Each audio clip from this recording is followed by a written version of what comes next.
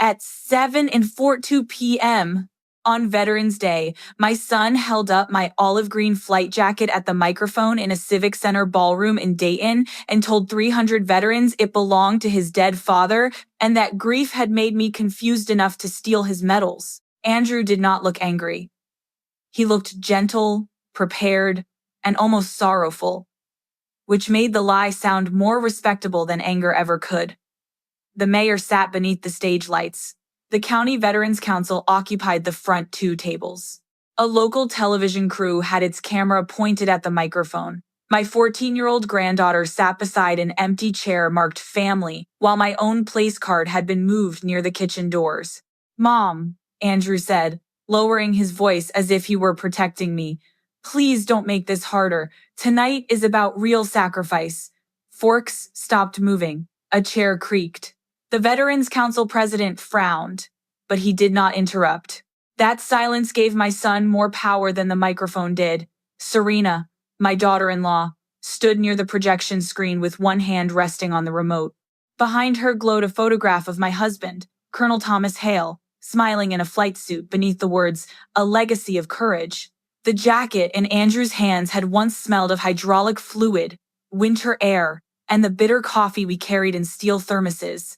On the left breast was a faded leather patch he had not bothered to understand. Above my name were a pair of flight nurse wings. He thought the jacket proved I was losing my memory. The jacket proved he had never respected it. Inside my purse was a certified copy of my Air Force flight record, an Air Medal citation bearing my full name, and a blue evidence envelope from the County Veterans Archive. 2 tables behind Andrew sat the retired medical technician who had been on my crew the night 21 wounded men nearly died over the Mediterranean. Andrew had the microphone. I had his father's unedited voice. What my son did not know was that the 11 minutes he had ordered removed from Thomas's final oral history interview were already waiting on the archive director's laptop. Before the night ended, the council president who had let Andrew call me confused would have to correct my rank into that same microphone. The board members preparing to remove me from the foundation would learn why Andrew needed me, declared incompetent before dessert. I stayed seated because accusation has to finish speaking before evidence can answer. To understand why my own son believed he could erase me in a room built to honor service, you have to understand how slowly a woman can be edited out of her own life and how often she may help with the editing because she mistakes silence for peace. My name is Margaret Hale. Most people call me Maggie. I was 67 years old that Veterans Day, and for 30 years I served in the United States Air Force Nurse Corps. I retired as a lieutenant colonel after more than 4,000 flight hours in aeromedical evacuation. I transported burn patients, trauma patients, premature infants, and young service members whose mothers had kissed them goodbye, believing someone like me would bring them home if the worst happened. I was never an infantry soldier. I never claimed to be. I did not kick down doors or fly fighters. My job began after the shooting, when bodies were broken, aircraft were loud, and every decision had to survive turbulence. Thomas used to say I could hear a change in a patient's breathing through 2 engines and a headset. He said it with pride when we were alone. In public, he sometimes let people believe the stories were his. Thomas and I met in 1988 at Scott Air Force Base in Illinois. I was a young captain with a stubborn streak and a habit of keeping pens in every pocket. He was a major in airlift operations, tall, charming, and able to make a room feel as if the party had begun when he walked through the door. He could remember the names of waitresses, mechanics, commanders' spouses, and children he had met once at a picnic 3 years earlier. I remembered medication doses, oxygen settings, and which frightened airman needed a joke before the aircraft door closed. We were different in ways that first felt useful. Thomas loved an audience. I trusted work that could be checked. We married the following spring in a chapel outside St. Louis. My sister held a bouquet of white carnations. Thomas wore his blue service dress. I wore a simple cream suit because we had both been placed on alert and could not risk planning a large wedding. The chaplain forgot my middle name. Thomas whispered it to him before I could. That small act moved me more than any grand speech. Andrew was born the following year, after a pregnancy I had nearly given up hoping for. I was 31. Thomas stood beside the hospital bed with tears running down his face and promised our son would always know both his parents had served. For a long time, I believed that promise was enough. Military families become skilled at dividing pain into manageable portions. One parent misses a birthday, the other records it. One comes home after midnight, the other leaves a plate in the oven. One carries memories that do not belong at the dinner table. The other learns when not to ask. We did not have a perfect marriage, but we had a durable one. At least that was how I described it for most of my life. In the winter of 1991, during Operation Desert Storm, I was assigned to an aeromedical evacuation squadron, moving patients from the Middle East to Europe and then onward to the United States. The aircraft were not hospitals. They were cargo planes turned into flying wards with litter stanchions, oxygen lines, medical kits, and just enough space for trained people to create order. The jacket Andrew held on stage came from that deployment. I bought it one size too large because I wore layers beneath it during cold ground stops. Thomas teased me when he first saw it. "You look like you stole it from a linebacker," he said. "It has pockets," I answered. "That makes it better than anything designed for women." He laughed, kissed my forehead, and told me to come home. There was one flight in late February that neither of us spoke about easily afterward.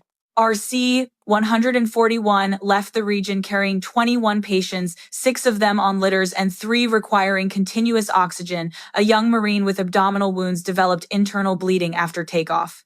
Then an electrical fault knocked out part of our medical equipment, and the cabin pressure began fluctuating over the Mediterranean. The cockpit crew diverted, but diversion does not shorten the minutes already in front of you. I was the senior flight nurse on that mission, Captain Margaret Hale. Not Thomas. Not a doctor on the ground. Me. Technical Sergeant Luis Ortega managed the litter patients while I moved between the Marine, a burned airman, and a soldier whose chest tube had stopped draining. We hand ventilated one patient when the portable unit failed. We rationed oxygen. We secured lines through turbulence strong enough to throw an unsecured case across the cabin. The Marine's name was Samuel Ortiz. He was 22 years old and kept apologizing for bleeding on my gloves. "You are not ruining anything," I told him. "You are staying awake."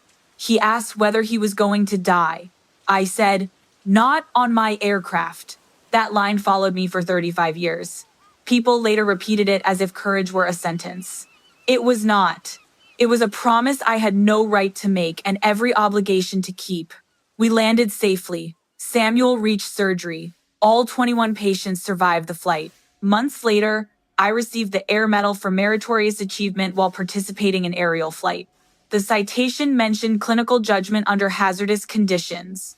I placed it in a drawer after the ceremony because the medal belonged to one night, while the work belonged to thousands of ordinary hours no one applauded. Thomas was proud of me. I need to say that clearly. He was not a monster, and the truth becomes dishonest when we make people simpler than they were. He framed the citation. He attended the ceremony. He told Andrew, who was still a baby, that his mother had steadier hands than anyone he knew. But Thomas also liked the way people looked at him when they heard a military story. Years later, at a Chamber of Commerce dinner in Dayton, a man noticed the photograph of our old airlift crew displayed on a veteran's table. Thomas was standing beside me in the picture. The man pointed toward the aircraft and asked Thomas whether that was the mission where he had saved a plane full of wounded troops. Thomas hesitated, only for a second. Then he said, "That was a difficult night." He did not say yes. He did not say no. I was standing close enough to correct him. I did not. On the drive home, he kept both hands on the wheel. "You should have told him," I said. "I assumed he knew you were the nurse." He asked whether you saved them. Thomas exhaled. "Maggie, it was a dinner. I wasn't going to embarrass the man." "You were protecting him from embarrassment?" "I was protecting us from a pointless scene." There are sentences that sound reasonable because they arrive wearing calm voices. That was one of them. I let the matter go. Andrew was 8. We both had early mornings. The mortgage needed paying. Life offered 100 practical reasons not to pull at one loose thread. Over time, the story changed through repetition. Thomas had been involved in the mission. Then he had helped coordinate it. Then people simply associated his face with the rescue because he was the one who gave speeches at veterans' breakfasts. I rarely attended those breakfasts. Hospital shifts began early. Later, command responsibilities did not leave much room for pancakes and applause. Thomas retired as a colonel and became active in the local veterans community. He was good at it. He raised money, remembered widows, visited men in nursing homes, and convinced business owners to fund scholarships they had ignored for years. I remained on active duty another 6 years. At home, Andrew learned which parent was available for school events and which parent was sometimes a voice on a bad telephone connection. He remembered Thomas in the bleachers. He remembered me promising I would try. Children do not calculate national duty. They count empty chairs. That became the first truth I used to excuse every later lie. When I missed Andrew's middle school championship because my unit was activated after a humanitarian crisis, he stopped speaking to me for 3 days. Thomas told me not to push. He needs time, he said. He needs the truth. He needs his mother. The cruelty of that sentence was hidden inside its accuracy. I had chosen service. I had also chosen motherhood. Some years, those two promises stood on opposite sides of a locked door. I carried the guilt quietly. Thomas carried the family story publicly. By the time Andrew was an adult, he described his father as the hero and me as the person who worked medical support. He did not say it with contempt at first. It was simply the version he had inherited. I corrected him once at a Christmas dinner. Flight nursing was not support from a hospital. I said, we provided care in the air. Andrew smiled as if I were being technical. You know what I mean, Mom. I did know what he meant. That was the problem. In 2012, the year before I retired, Thomas and I created the Hale Service Foundation. The idea began after we met the daughter of a deceased Air Force medic who had postponed nursing school because her family could not afford tuition. I wanted scholarships for children of military medical personnel, especially the people whose service rarely appeared in paintings or parades. Thomas wanted something broader and more visible. We compromised. The foundation supported education for military families, with a protected annual scholarship for nursing, emergency medicine, and rehabilitation sciences. We funded it with the sale of farmland I had inherited from my aunt, a portion of Thomas's consulting income, and years of our savings. The original charter listed both of us as founders. Thomas became the public face. I became board chair and reviewed every scholarship file. For several years, that arrangement worked. He spoke, I guarded the mission. Then Thomas developed pancreatic cancer. By the time doctors found it, the disease had already spread. He died 14 months later, at 71, in the house where we had raised our son. Grief did not arrive as one great wave. It came as missing reading glasses, an untouched coffee mug, and the silence after I said something only Thomas would have understood. Andrew stepped into the empty space quickly. At first, I was grateful. He handled funeral calls, donor questions, insurance forms, and the endless details that turned death into paperwork. Serena designed the memorial program. Their daughter, Lily, placed Thomas's colonel insignia beside the folded flag. I signed documents without reading every line. That was my flaw. Not confusion, not incapacity. Trust, exhaustion, and the old habit of avoiding one more family conflict. 3 months after the funeral, Andrew asked to become interim executive director of the foundation. Only until you feel like yourself again, he said. I signed the board resolution. 6 months later, the foundation website described Thomas as the visionary founder. My name appeared beneath his, in smaller type, as his wife, Margaret, a longtime supporter of military medicine.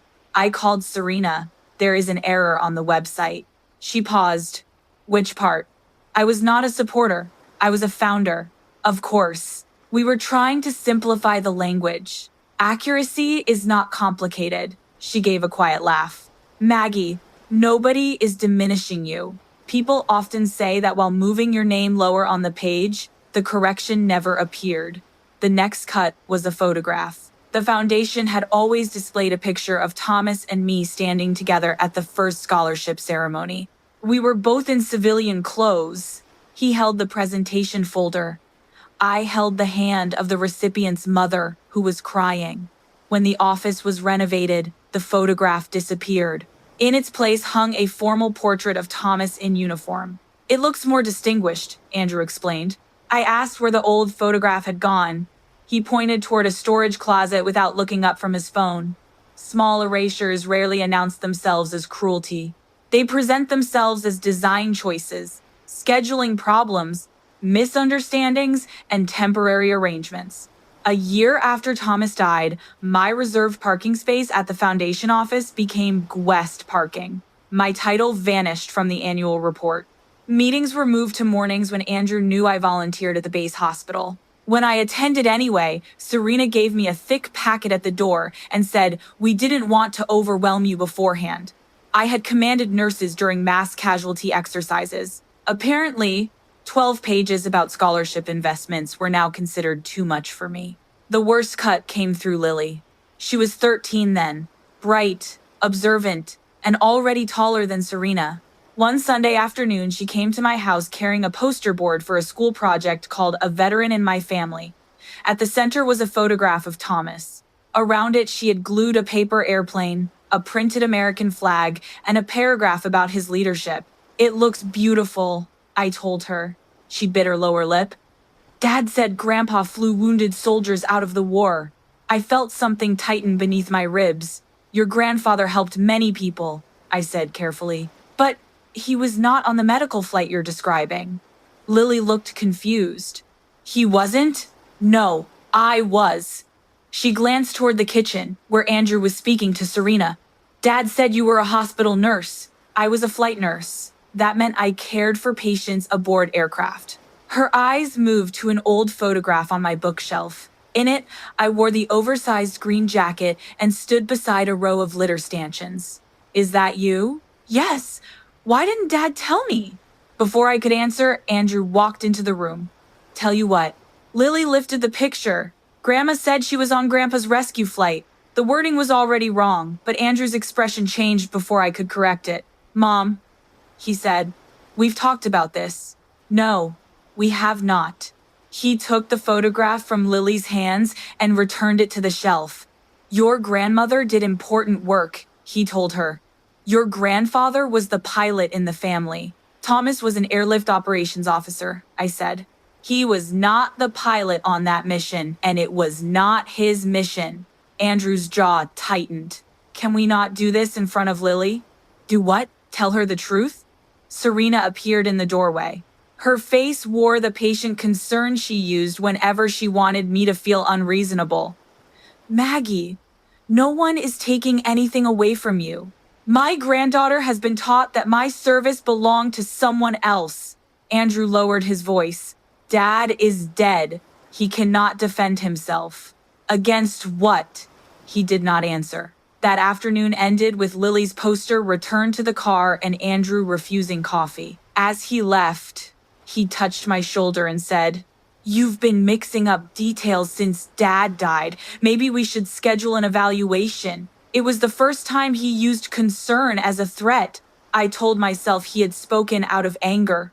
2 weeks later, Serena emailed me a brochure for a memory clinic. I deleted it.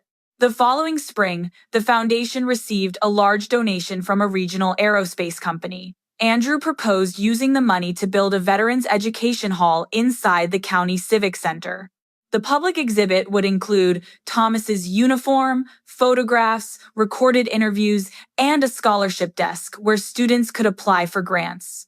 On paper, it sounded generous. In the budget, it looked different. The proposed management contract awarded $480,000 over 3 years to Northline Strategies, a communications company owned by Serena's older brother. The contract required little competitive bidding and granted Northline control of the foundation's public archives. I raised the issue at the June board meeting. This is a conflict of interest. Serena sat very still. Andrew folded his hands. Northline offered the best package. There were no other completed bids. We approached several firms. Approaching is not bidding. One board member cleared his throat. Another stared at the water glass in front of him. I turned to the foundation attorney.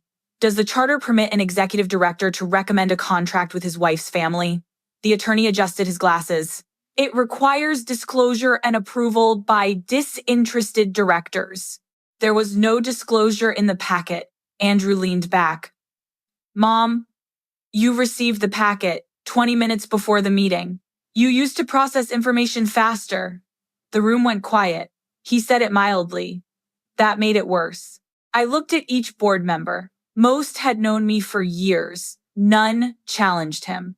I moved that the contract be tabled pending an independent review, I said. My motion received 1 second and no discussion.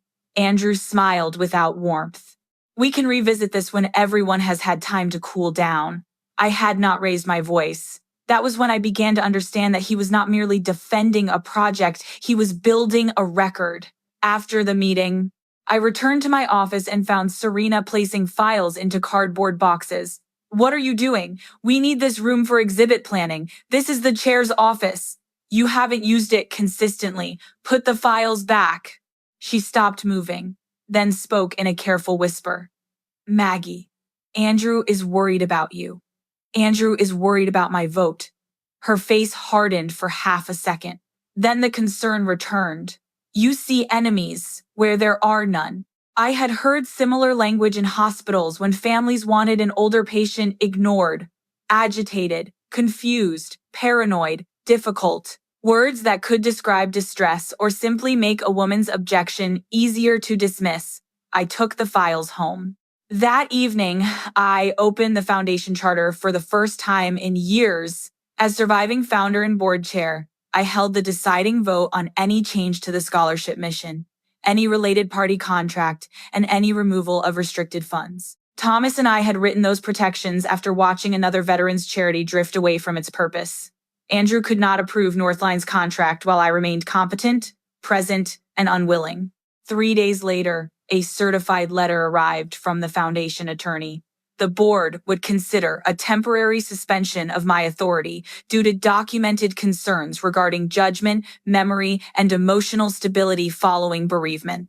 Attached were 5 incidents. I had arrived 20 minutes late to a luncheon after a highway closure. I had called a donor by her sister's name, then corrected myself.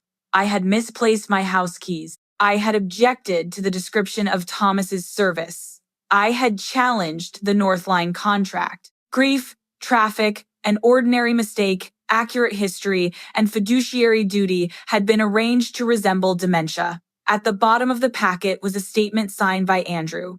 My son had sworn that I was increasingly unable to distinguish my own military experiences from his father's. I read that sentence 4 times. Then I walked to the hall closet where I kept my old uniforms. The olive green jacket was gone. I called Andrew. He answered on the 6th ring. Where is my flight jacket? A pause. We borrowed some items for the exhibit. You entered my house? You gave me a key after Dad got sick. That did not give you permission to remove my property. It was Dad's jacket, Mom. No. His voice softened. This is exactly what I'm talking about. I gripped the phone so tightly my fingers hurt. Look at the name patch. It says Hale. It says M.E. Hale. Under flight nurse wings. Dad's middle name was Edward. He was Thomas Edward Hale. I am Margaret Elaine Hale. Silence. For one hopeful second, I thought the simple fact had reached him. Then he said, you can explain that to the evaluator. The line went dead. I stood alone in the hallway, staring at the empty hangar. The jacket had survived war, cold cargo bays, spilled saline, and 30 years in a cedar closet. It had not survived my son's need for a cleaner story. The next morning, I drove to the foundation office. My access code no longer worked. Through the glass doors, I saw the receptionist glance toward Andrew's office before approaching me. I'm sorry, Mrs. Hale, she said. I was told you need an appointment. I am the board chair. Her eyes filled with embarrassment. I know. Behind her, two workers carried Thomas's portrait toward a truck marked County Veterans Hall. My own framed aeromedical citation lay face down on a cart beneath packing paper. I asked the receptionist to give Andrew a message. Tell him he has until 5 o'clock to return my property and withdraw the suspension request. She nodded. At 5:15, Serena sent an email. The jacket would remain secured as a foundation artifact until ownership could be clarified. The suspension vote would proceed. For my well-being, the family requested that I avoid direct contact with Lily until after a clinical evaluation. That last sentence broke something in me. Andrew was not only taking my service and my vote, he was deciding which version of me my granddaughter was allowed to know. I drove without thinking and ended up at Woodland Cemetery, where Thomas was buried beneath a gray stone engraved with his rank, dates of service, and the words devoted husband, father, and patriot. My name would eventually appear on the other side. We had chosen the stone together. I sat on the damp grass despite the ache in my knees. You knew this could happen, I said aloud. The wind moved through the oak trees. Somewhere downhill, a groundskeeper's mower started and stopped. I remembered the chamber dinner when Thomas had let a stranger credit him with my mission. I remembered every time he promised to correct the story later. I remembered the speeches where he thanked the nurses without saying his wife had been one of them. He had loved me. He had also benefited from my silence. Both things were true. I cried then, not like a widow and not like an officer. I cried like a tired woman who had spent decades making herself smaller so the people she loved would not have to feel uncomfortable. When I finally stood, my slacks were wet at the knees. A black sedan waited near the cemetery road. A woman leaned against the driver's door holding 2 paper cups. Helen Brooks had been my closest friend since nursing school. She had left active duty after 8 years, gone to law school, returned to the Air Force as a judge advocate, and retired as a lieutenant colonel. At 66, she still wore her silver hair in a severe bob and carried legal pads as if court might begin in any room she entered. I had not called her. I heard about the board letter, she said. How? Your foundation attorney asked me whether I knew a geriatric specialist. My stomach turned. Helen handed me a coffee. I told him I knew a better specialist. Who? A litigator. Despite everything, I laughed once. It came out rough. She looked toward Thomas's grave. Did sitting here solve it? No. Good. Cemeteries are poor conference rooms. We got into her car because the wind had sharpened. I showed her the letter, Serena's email, and the Northline proposal. She read every page without speaking. When she finished, she placed the packet on the dashboard. You are trying to win back a son, she said. First, protect the truth he is spending. I don't want to destroy him. Then don't. Stop him. He thinks I abandoned him for the Air Force. That may explain his anger. It does not give him ownership of your service, your medical privacy, or a charitable foundation. I stared through the windshield at the rows of stones. What do I do? Helen picked up the packet again. We separate facts from family mythology. We secure the records. We put the board on notice. We demand the jacket's return. And you get an independent cognitive assessment from a physician Andrew has never met. I don't need one. I know. That is not the point. She turned to face me.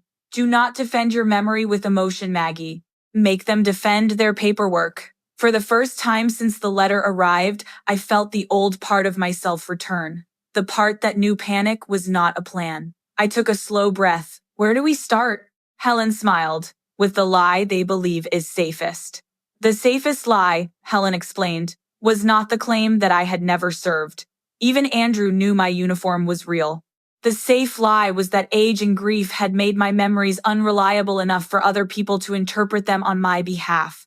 A false story does not need to erase every fact. It only needs to make the person telling the truth sound uncertain. Helen began with a letter to the board. It demanded preservation of all emails, text messages, contracts, meeting notes, medical references, exhibit records, and communications concerning my alleged incapacity. It reminded the directors that charitable officers owed duties of loyalty and care, and that using an unsupported medical claim to secure a related party contract could expose them personally. The letter was 4 pages long. By noon, 3 board members had called me. None asked how I was feeling. They asked whether Helen was serious. She usually is, I said. The foundation attorney responded that evening. He denied wrongdoing, promised cooperation, and suggested mediation. Helen read his email twice. He wants a room without witnesses, she said. Is that bad? Not always. But first we find out what they are afraid will be witnessed. The following week, I sat through a 3-hour assessment with Dr. Priya Desai, a neuropsychologist at a university medical center in Cincinnati. She had no relationship with my family or the foundation. She asked about dates, patterns, language, judgment, memory, and problem solving. I repeated strings of numbers backward. I identified drawings. I explained how I would respond to hypothetical emergencies that were less complicated than an average Tuesday in an aeromedical squadron. At the end, she folded her hands. Lieutenant Colonel Hale, your results do not indicate a neurocognitive disorder. Can you put that in plain English? She smiled. You are not showing evidence of dementia. You are grieving, angry, sleeping poorly, and under significant stress. Those things can affect concentration. They do not make you incompetent. Her written report arrived 2 days later. Helen sent it to the board with one sentence. Please identify the qualified clinician whose contrary opinion formed the basis of your suspension proposal. There was no qualified clinician. Andrew had relied on his own statement, Serena's observations, and a short note from my primary care physician, saying we had discussed ordinary forgetfulness during bereavement. The note did not diagnose anything. It did not recommend restricting my authority. It did not even mention the foundation. Someone had cut away the sentences that did not serve the story. I was beginning to recognize the method. Next came the service records. My retirement orders were in a fireproof box at home. My DD Form 214 documented active service and decorations. An old binder held performance reports, assignment orders, and copies of flight evaluations. But the record Andrew was attacking concerned one specific mission. So Helen wanted certified material no family member could dismiss as a keepsake. We submitted requests to the appropriate Air Force records offices and contacted the historian for my former aeromedical evacuation unit. I expected delays. Instead, a woman named Captain Rebecca Sloan called 3 days later. I found the mission summary, she said. Your name is listed as medical crew director. I closed my eyes. Even though I knew where I had been, hearing a stranger read the record felt like being returned to my own body. Is Technical Sergeant Ortega listed? Yes. And 2 other medical crew members. What about Major Thomas Hale? Paper shifted on her end. No, ma'am, he was not assigned to the aircraft or the mission. Thank you. Captain Sloan hesitated. Ma'am, may I ask why you need this? My family is dedicating an exhibit to the wrong person. Her silence lasted just long enough to tell me she understood more than she wanted to say. We'll certify the extract, she replied. And I found your award citation. A week later, a thick envelope arrived.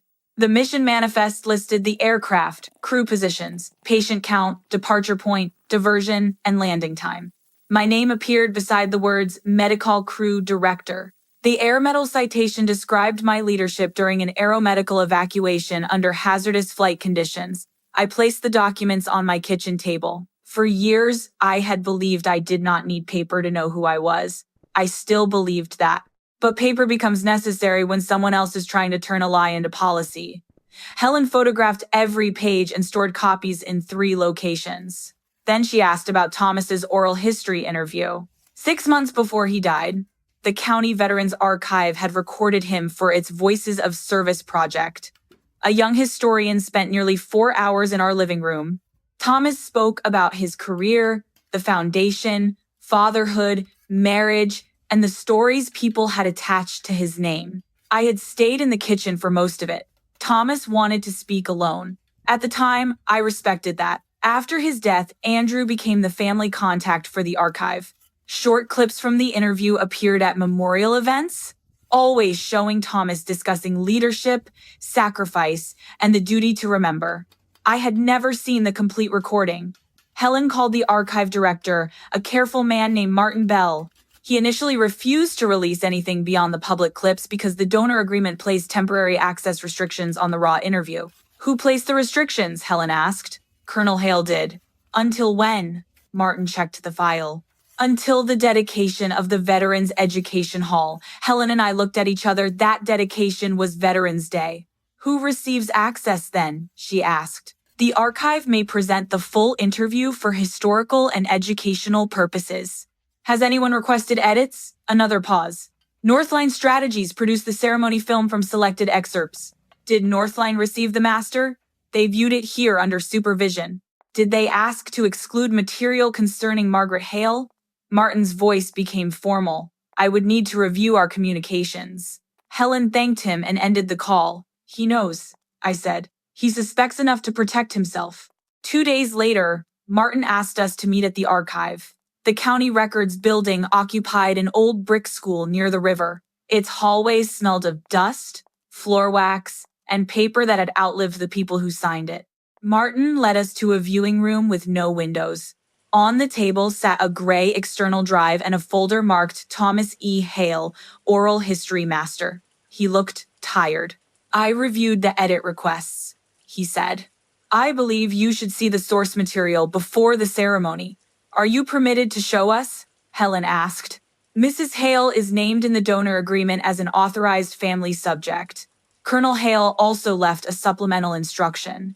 Martin opened the folder and slid a sealed envelope toward me. My name was written across the front in Thomas's hand. For Maggie, after the hall is certain. I touched the ink with one finger. What does that mean? We don't know, Martin said. The envelope was to be opened when the interview became public or when the hall dedication was formally scheduled, whichever occurred first. The dedication had been scheduled 3 weeks earlier. Martin turned on the monitor. I need to warn you. The final portion is personal. The screen brightened. Thomas appeared in our living room wearing a blue shirt I had given him for his 70th birthday. Cancer had thinned his face, but his voice was steady. The interviewer asked about the most important mission of his career. Thomas smiled faintly. My most important mission was learning not to confuse being admired with being worthy of admiration. I felt Helen's hand touch the table beside mine. The interviewer asked what he meant.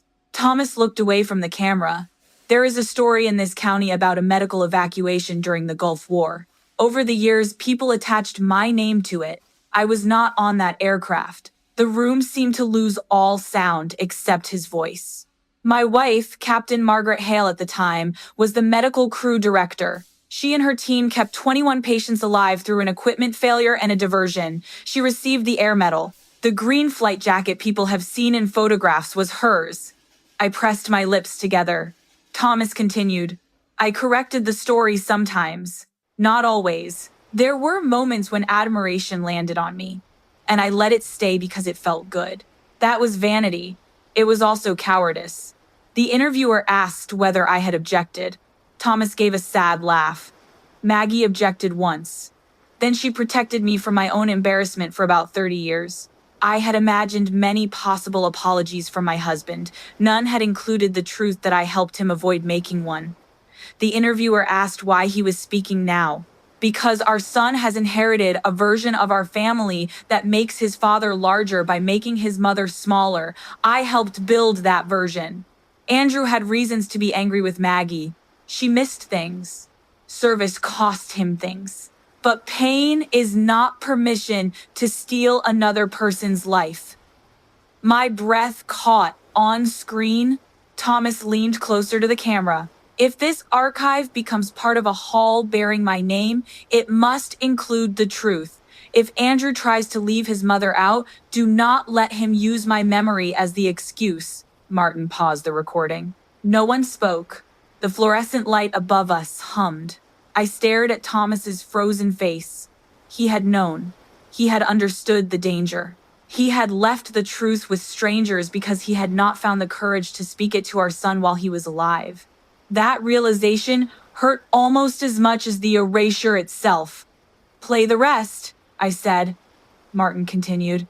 Thomas described the foundation's origin, including the farmland I had inherited and the medical scholarship I had designed. He said he wanted the hall to honor service that happened away from applause. Then the interviewer asked what he regretted most as a father. Thomas closed his eyes for several seconds. "I let Andrew believe presence was the only measure of love," he said. "I was the parent in the bleachers more often. Maggie was the parent moving wounded kids through the sky. Both truths mattered. I used his hurt to make myself the easier parent. That was unfair to both of them." The recording ended. Martin opened a digital log showing Northline's requested time codes. 11 minutes and 12 seconds had been marked "Remove Family Sensitive." An email from Serena accompanied the request. "Please omit sections that may confuse the legacy narrative or aggravate Margaret's current fixation. Andrew approves." Below it was Andrew's reply. "Yes, keep Dad's story clean. We can address Mom privately after the vote." There it was, not misunderstanding. Intent. He knew his father had corrected the record. He knew the jacket was mine. He knew the foundation was jointly created. He had ordered the truth removed because it interfered with the story he needed before the board vote. Helen asked Martin to preserve the master file, edit logs, donor instructions, and all communications. He agreed. Then I opened Thomas's envelope. Inside was a single page. "Maggie, I should have said these things while I could sit beside you and accept the consequences. Recording them is not courage. It is only the last useful thing I know how to do. I loved you. I also let your silence serve me. Do not keep serving my pride after I am gone. The hall should tell the truth, even if the truth lowers me." Tom, I read it twice. Then I folded it along the same crease and returned it to the envelope. Helen waited. "Do you want to use the recording?" she asked. I looked at the dark monitor. Using it would expose Thomas's failure in the room where people planned to honor him. It would also expose Andrew's deliberate edit. The old version of me wanted to protect both men and correct the plaque quietly. That version had already cost enough. "Yes," I said, "but not as revenge." Then what? As the record he asked us to preserve. On the drive home, my phone rang through the car speakers. Andrew's name appeared on the dashboard. Helen glanced at me. "Answer it." I did. "Mom," he said, "we need to stop escalating this." "I agree." He sounded relieved. "Good. Serena and I have arranged a family meeting tomorrow. No lawyers. Helen will attend." His tone changed. "That is not a family meeting. Neither is a board vote on my competence." He exhaled sharply. "You're forcing me to protect the foundation." From its founder? From instability. I looked through the windshield at the late afternoon traffic. "Andrew, did you watch your father's complete oral history interview?" Silence. Only 2 seconds. Long enough. "I watched portions," he said. "Did you hear him say the jacket was mine? You are fixated on a jacket. Did you hear him say the foundation was ours? This is why we need professionals involved." "Did you order Northline to remove 11 minutes from the film?" The line went still. Then his voice became cold. "I don't know who has been feeding you information, but the archive agreement is confidential. Not denial. Threat assessment." Helen wrote those 2 words on her legal pad. Andrew continued. "If you embarrass Dad at this ceremony, Lily will never forgive you." I felt the blow exactly where he intended it. Then I remembered Thomas's letter. "Your daughter deserves a grandfather who was human," I said, "and a grandmother who was not erased to keep him heroic." Andrew ended the call. The next morning, a courier delivered a notice to my door. The foundation had barred me from the Veterans Day ceremony because my presence posed a risk of disruption. The letter offered a private live stream link as a compassionate accommodation. Helen read it at my kitchen table. "They took your property, put it in a public exhibit, scheduled a vote affecting your rights, and barred you from attending." That sounds bad when you say it in one sentence. It sounds useful. She drafted an emergency demand to the board and copied the county, the archive, the Veterans Council, and the foundation's insurer. By 4 o'clock, the ban was withdrawn. Andrew did not call. Serena did. She spoke softly. Maggie, what do you actually want? My property returned, the contract independently reviewed, the false medical claims withdrawn, the full history preserved, access to my granddaughter without your conditions. Andrew is under enormous pressure. He created the pressure. You are going to humiliate him in front of the whole county. He chose the county as his audience. She was quiet. Then she said, "Families survive by knowing what not to say in public." "No," I answered. "Families survive by not requiring lies in private." She hung up without saying goodbye. That evening, Lily sent me a message from an account I did not recognize. "Grandma, I found this in Dad's office. Is it yours?" Attached was a photograph of my flight jacket laid across a conference table. Beside it sat a printed exhibit label. Colonel Thomas E. Hale's Gulf War flight jacket, worn during the heroic evacuation of 21 wounded service members. At the bottom of Lily's message were 6 more words. Dad told me not to ask. I stared at the screen until the letters blurred. Then I typed back, "Yes, sweetheart, it is mine. Keep asking." The week before Veterans Day became a contest between procedure and pressure. Andrew sent board members a revised agenda listing my suspension as an executive session immediately after the dedication. Serena arranged interviews describing the hall as the fulfillment of Thomas's singular vision. Northline distributed a press packet that referred to me once as the Colonel's widow. Helen responded with documents. She sent the certified mission record, Dr. Desai's assessment, the foundation charter, the related party contract, and the archive preservation notice to independent counsel retained by the foundation's insurer. She did not send Thomas's recording to the press. Neither did I.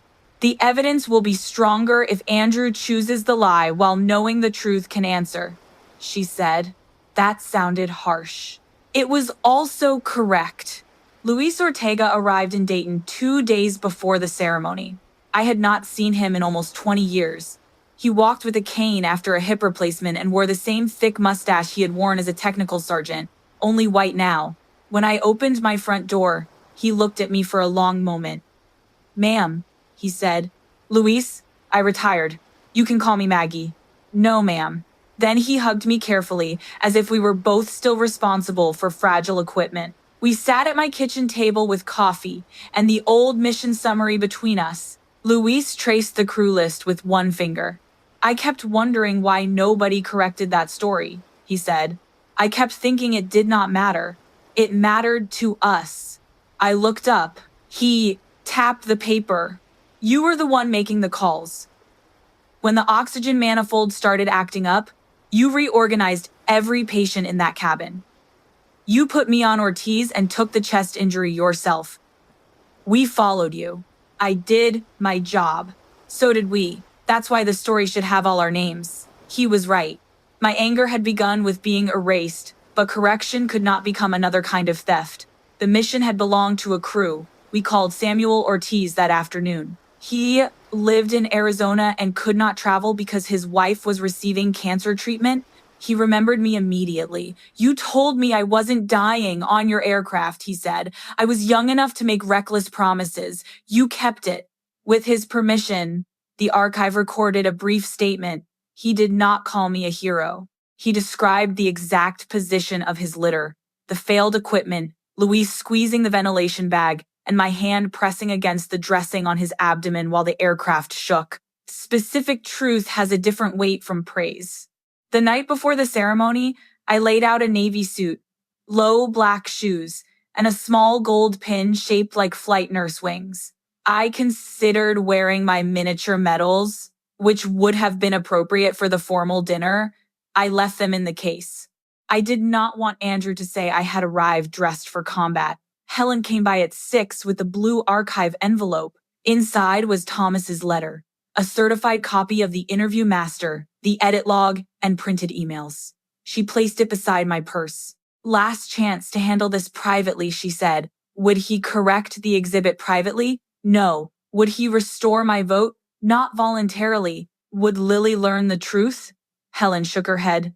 Then private would only mean hidden. I slept for 4 hours. On Veterans Day, rain darkened the streets of Dayton and left small flags snapping in the wind outside the county civic center. Volunteers in red jackets directed guests through metal detectors. Old service caps filled the lobby. A brass quintet played near a wall covered with photographs of local veterans. The new education hall occupied the second floor. Its entrance was framed by steel panels engraved with words like duty, sacrifice, honor, and legacy. My flight jacket hung inside a glass display case beneath Thomas's photograph. The false label Lily had shown me was fixed to the wall. I stood in front of it until a volunteer asked whether I needed help. Yes, I said, but not yet. At the ballroom entrance, Serena greeted donors in a silver dress. When she saw me, her smile held.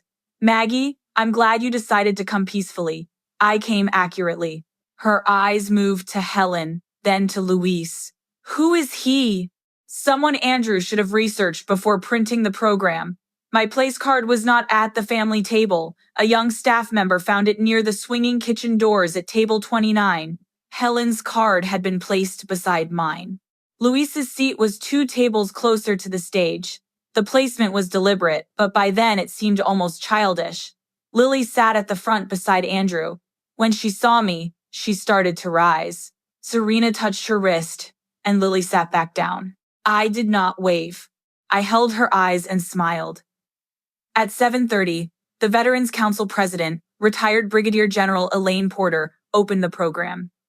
General Porter had known Thomas for years. She spoke about public memory and the duty to preserve it honestly. I wondered whether she understood the irony. The mayor offered a proclamation. A scholarship recipient thanked the foundation. Then the lights dimmed for Northline's film. Thomas appeared on the screen. The edited version showed him discussing service, leadership, and the responsibility to honor those who came home carrying invisible burdens. His sentences were smooth. The cuts were almost impossible to notice unless you knew where he had breathed. The film ended with Thomas saying, "A legacy is what remains when we are no longer present to explain ourselves." Applause filled the room. Andrew walked to the microphone. He wore a dark suit and Thomas's silver eagle lapel pin.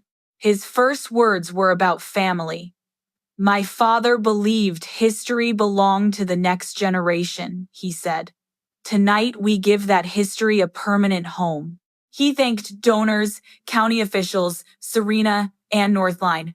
He did not mention me. Then he announced that the foundation board would create the Colonel Thomas E. Hale Aviation Leadership Scholarship and expand the hall through a new 3-year management partnership. That was the Northline contract, presented as if approval were already certain. Several board members looked uncomfortable. None interrupted. Andrew continued. There has also been some private confusion about artifacts included in the exhibit. Helen placed one hand over her legal pad. Andrew signaled to a staff member, who opened the display case and brought him my jacket. He held it by the shoulders under the stage lights. That was the moment from the beginning of my story.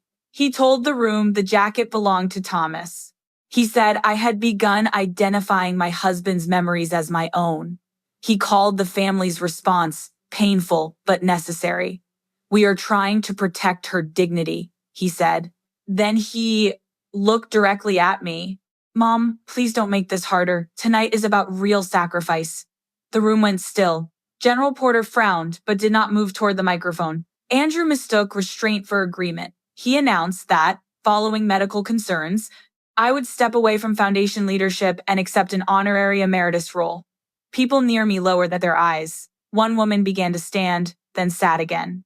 Institutional cowardice rarely looks dramatic. It looks like decent people waiting for someone else to take the first risk. I stood. My knees protested, but my voice did not. General Porter, may I ask one question for the official record? Andrew raised a hand. Mom, this is not the time. General Porter looked from him to me. What is your question, Lieutenant Colonel Hale?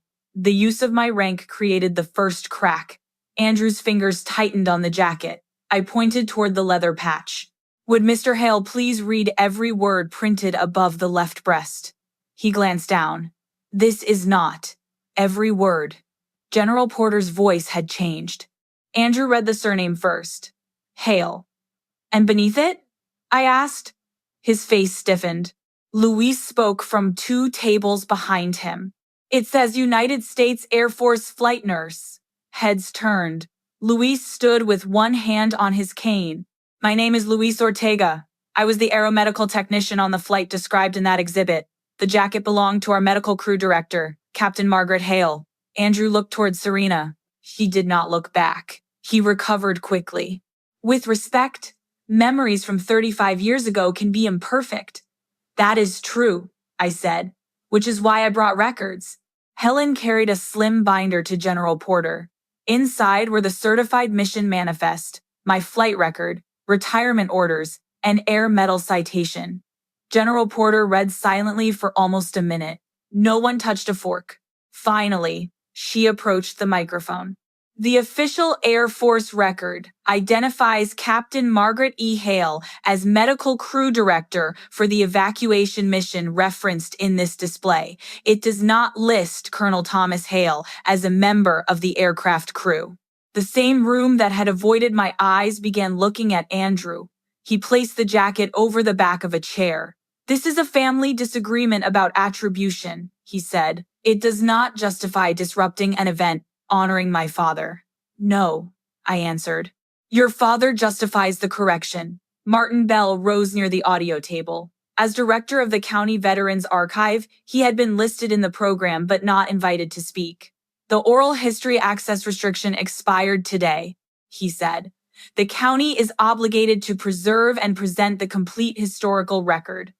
Andrew's face lost color. Martin, don't. It was the first honest thing he said all evening. Martin connected the archive drive to the projection system. Serena stepped toward the control table. Helen moved between them. Let the county operate its own record, she said. The screen brightened. Thomas appeared in the blue shirt, thinner than most people remembered him. The interviewer asked about the Gulf War evacuation. Thomas answered in his own voice, I was not on that aircraft. My wife, Captain Margaret Hale at the time, was the medical crew director.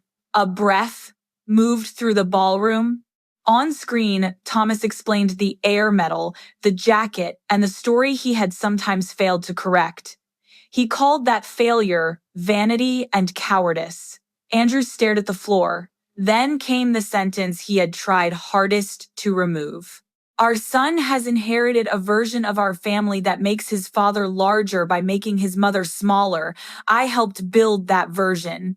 Lily covered her mouth. I wanted to go to her. I stayed where I was. Thomas continued. Andrew had reasons to be angry with Maggie. Service cost him things. But pain is not permission to steal another person's life. The recording ended. No applause followed. Truth did not need it. Andrew lifted his head. This was private material from a dying man. You used the same interview in your film, Martin said. Selected portions authorized by the family. Martin opened the edit log on the screen. 11 minutes and 12 seconds appeared in red beside the words remove family sensitive. Then Serena's email appeared. Please omit sections that may confuse the legacy narrative or aggravate Margaret's current fixation. Andrew approves. Below it was Andrew's reply. Yes, keep Dad's story clean. We can address Mom privately after the vote. The lie was no longer a disagreement. It had a timestamp. General Porter turned away from the screen and faced Andrew. Did you know, before tonight, that the official history credited your mother? Andrew opened his mouth. Nothing came out. That was the final piece of evidence. His silence. Helen did not let the moment become theater. She handed the Foundation's independent counsel a copy of Dr. Desai's report and the Northline contract. The attorney stood. For the board's protection, the proposed suspension and all action concerning the Northline agreement are postponed immediately. An independent fiduciary review will begin tomorrow. No representation should be made that either matter has been approved. Serena sank into her chair. Andrew looked at the board members who had supported him. One studied the tablecloth, another removed his foundation pin.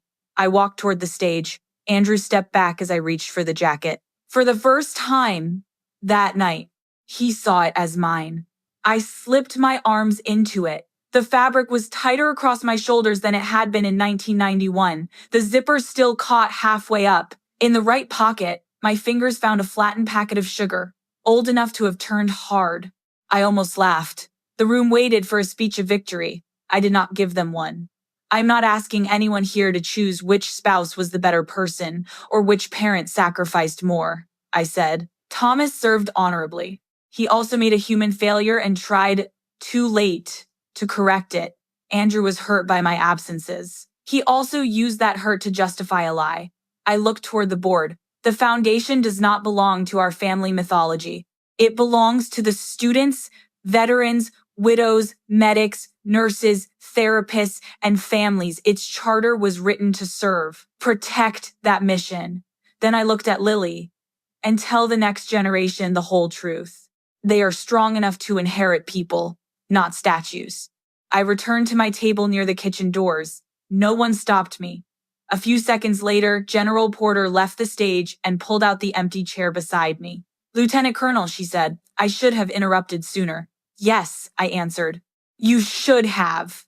She accepted that without defense. Louise sat on my other side. Helen poured me water. Across the ballroom, Andrew remained standing near the microphone, surrounded by the wreckage of a story he had believed he controlled. The ceremony did not continue. There was no dramatic escort, no shouting, and no public demand for punishment. Guests left in quiet groups. Some shook my hand. Others apologized for believing a version they had never bothered to question. The local reporter approached me near the coat room. Colonel Hale, do you feel vindicated? Lieutenant Colonel, I corrected. She nodded and tried again. Do you feel vindicated? I feel accurately identified. That was enough for one night. The independent review lasted 7 weeks.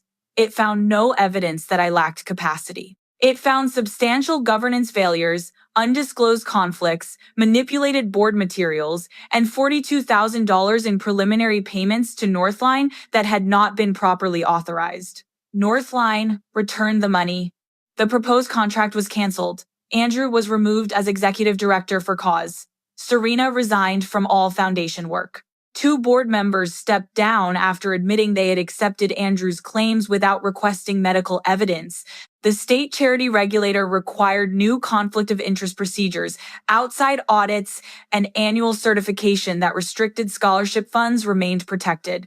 No one went to prison. That disappointed strangers who wanted a cleaner ending. Accountability is not always handcuffs. Sometimes it is losing the position you misused, repaying money, signing corrections, and living where the people you deceived can remember accurately.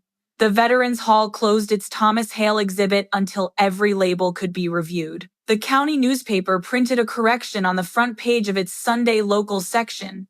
It identified me as a retired Air Force lieutenant colonel and flight nurse, and it named Luis and the rest of our medical crew.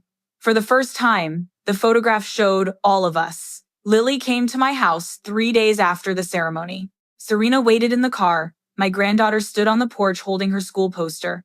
Thomas's picture was still in the center, but she had added a second photograph beside it. I was wearing the green jacket, younger than Lily had ever seen me. I got the story wrong, she said. You were given the story wrong. Dad knew. Yes. She looked down. Did Grandpa lie too? I opened the door wider. Come inside. It takes more than one word to answer that. We sat at the kitchen table for nearly 2 hours. I told her about Thomas's service, generosity, vanity, fear, and late attempt at honesty. I told her about Andrew's childhood anger without making him the victim of his own choices.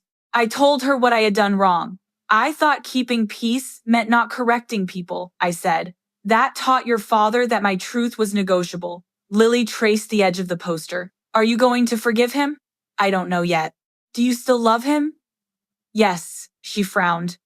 At 14, she was old enough to recognize contradiction and young enough to dislike it. Love and trust are not the same thing, I told her. That is one of the harder lessons adults keep having to learn. Andrew did not contact me for 2 months. During that time, he moved out of the house he shared with Serena.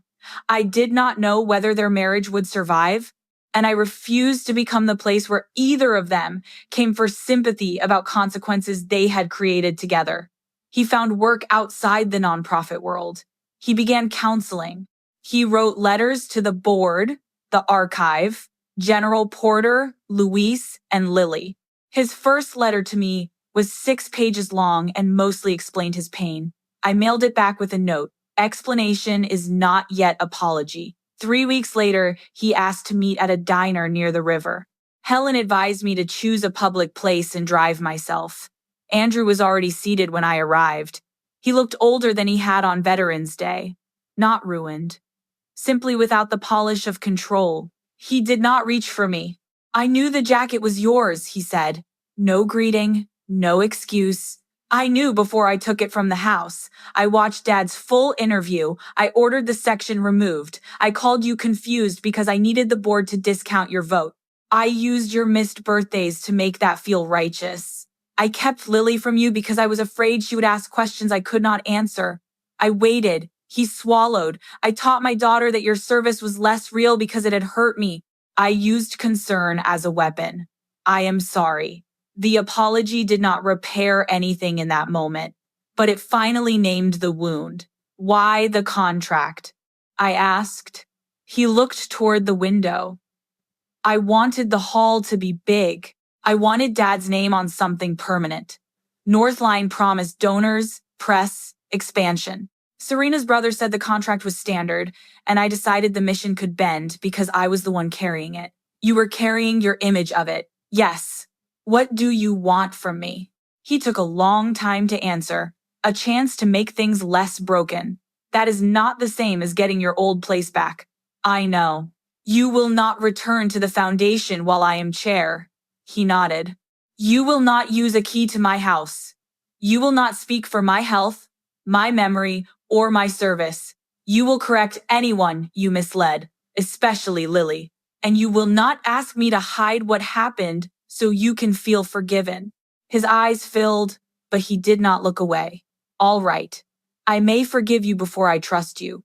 I may trust you in small things and never in large ones. You do not get to set the pace. I understand.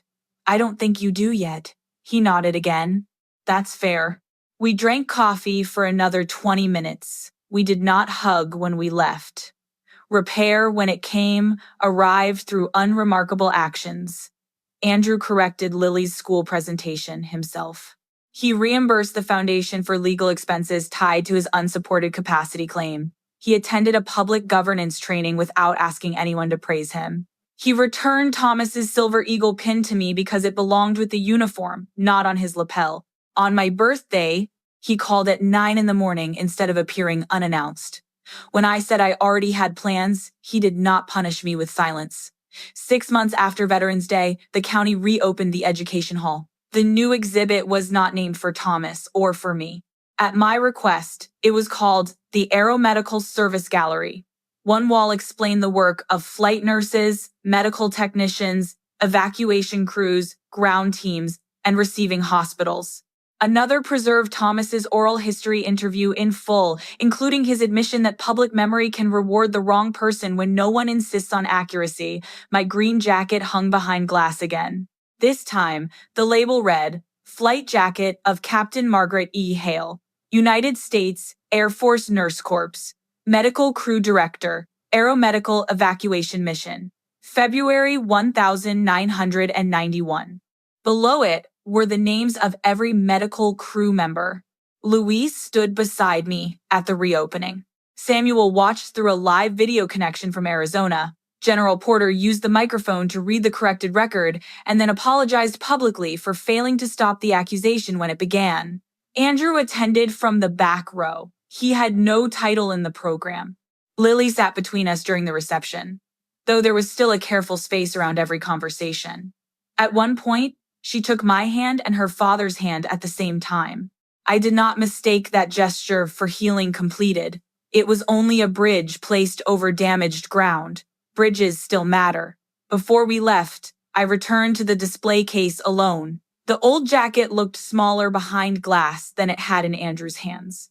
A hard packet of sugar remained in the right pocket.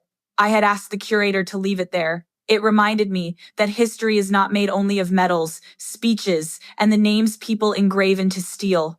It is made of cold coffee, cramped aircraft, ordinary work, imperfect marriages, missed bleachers, late apologies, and the moment someone finally refuses to let love require a lie. The jacket did not prove I had value. The air medal did not create my dignity. The microphone did not give me a voice. They only made it impossible for the people I loved to keep pretending they had never seen me.